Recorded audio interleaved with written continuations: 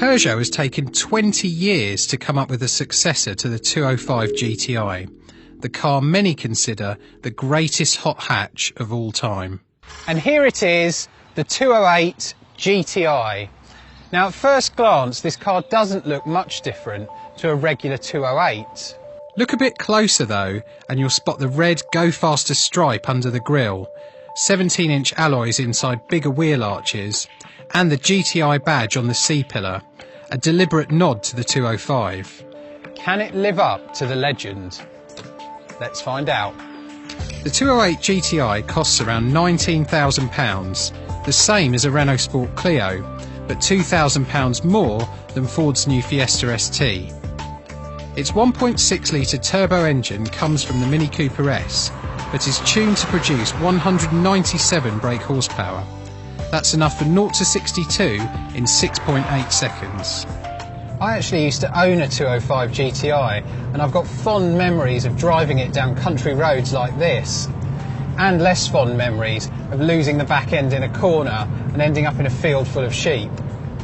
There are no such worries with this though. It's a softer, less edgy feeling car with a tendency to understeer or run wide if you push it too hard in a bend. Plus there's standard stability control to keep you safe. Which puts every car through a high-speed swerve test to assess its handling at the limit. Click here to find out more about how we test. Fortunately, the Peugeot's still a lot of fun to drive. The steering's light, but you get plenty of feedback about what the front wheels are doing, and this 6-speed manual gearbox feels slick. The ride isn't bad for a hot hatch either, although it is much firmer than the regular 208.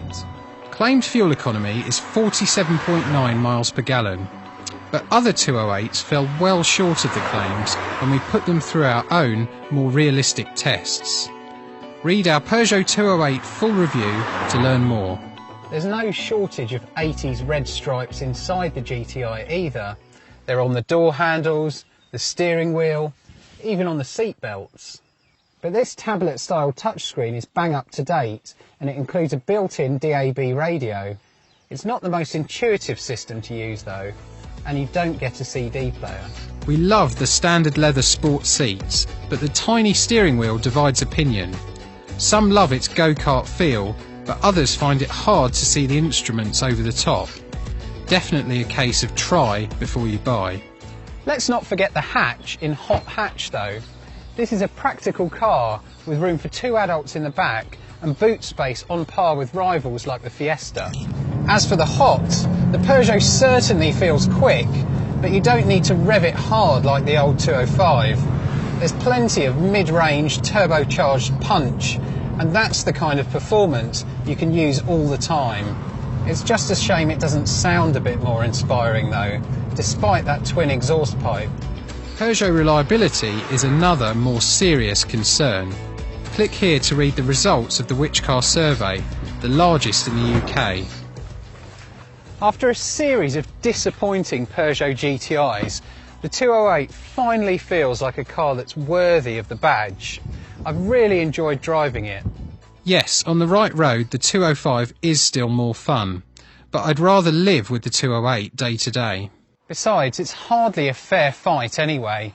Buyers today demand so much more in terms of comfort, space, technology and safety, and the 208 ticks all those boxes.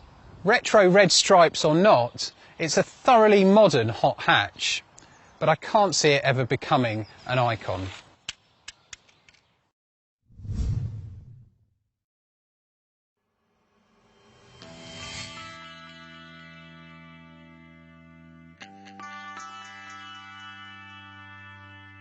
If you're buying an estate car, you want something that's practical and sensible.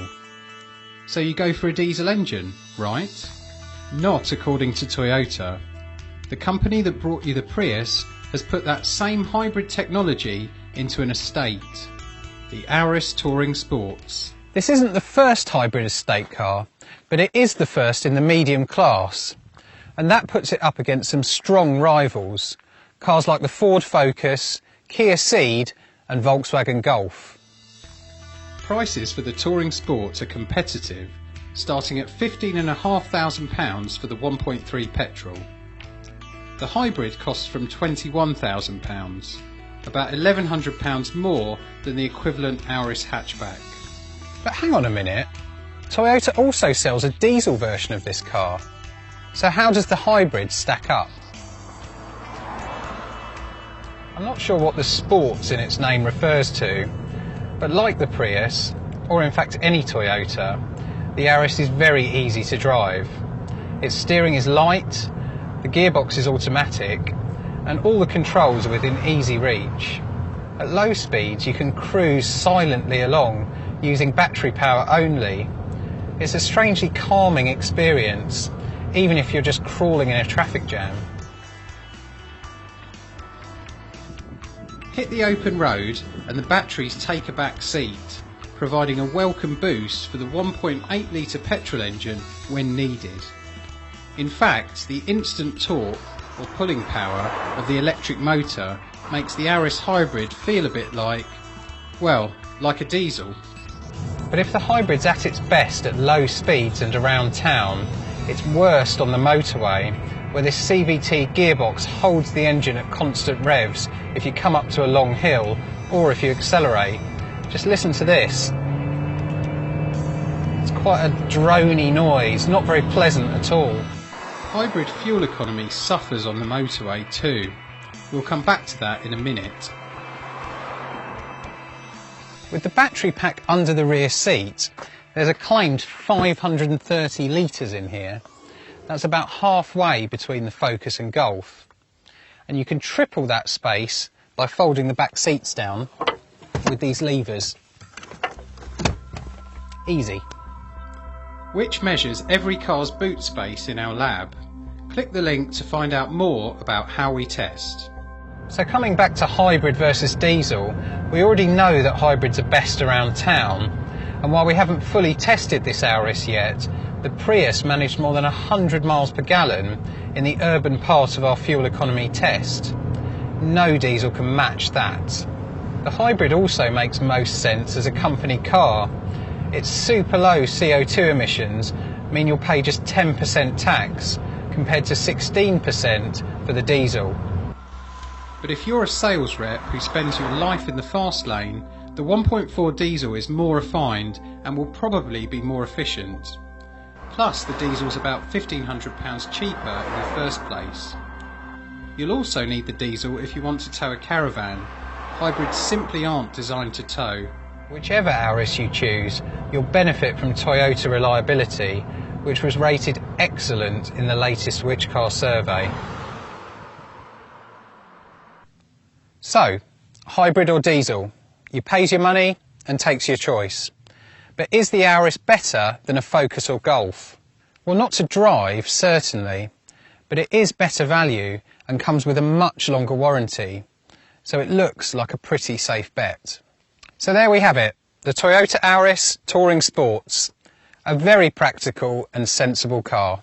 Click here to read our first drive of the Auris Touring Sports, or read our full lab test of the previous Auris Hybrid and our top 10 estate car buying tips.